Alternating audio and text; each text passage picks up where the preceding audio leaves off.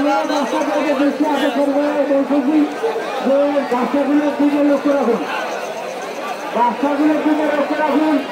আমি নদীর মধ্যে ছোট নৌকাগুলোকে দৃষ্টি আকর্ষণ করে বলছি, আপনারা চলাকালীন সময় আপনারা কোনো প্রকার নৌকা ছেড়ে দেবেন না।